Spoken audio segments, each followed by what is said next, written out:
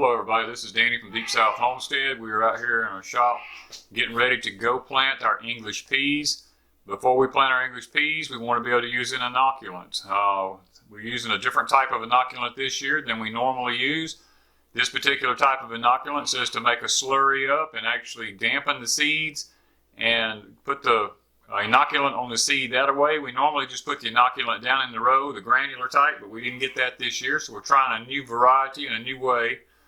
A little bit concerned about it because we don't actually know how many seeds we're going to be planting, so we don't know how many we need to inoculate, so it's just kind of an iffy thing.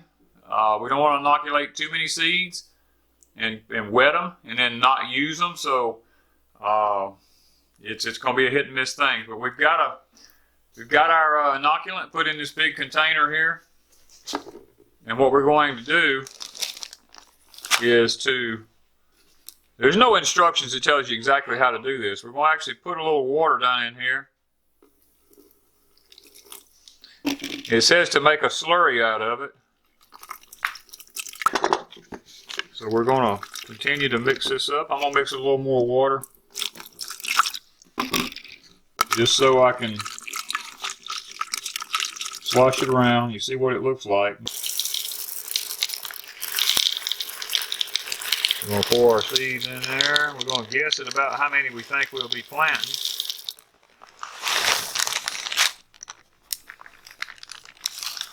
And I'm going to put the lid on it.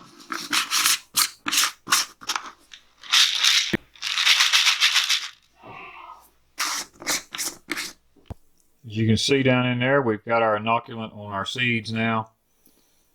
I'm going to go get a container outside, bring it in. I'm going to put the seed in the container. It says to let them dry.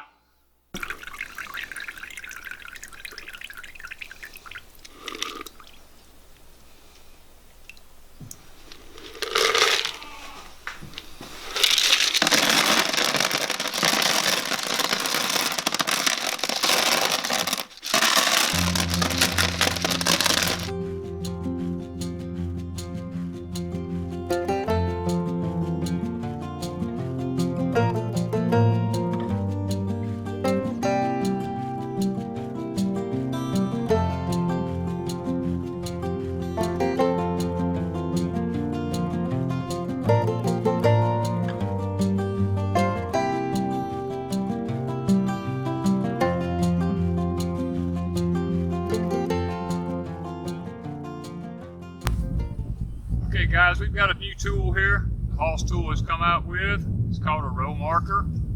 We're going to be using that to lay our rows off with. We have it set on 3-foot centers. I've installed a string from one end of my garden to the other end. I'm going to be putting this one right under the string on this side. At 3 feet over, it will mark the next row. We've decided to do that because what we're going to be doing is putting a row cover down between them, and it's a 3-foot row cover. So we're trying our best to figure out our rows so that our row cover works out perfect between rows. So we're going to get this put underneath the string.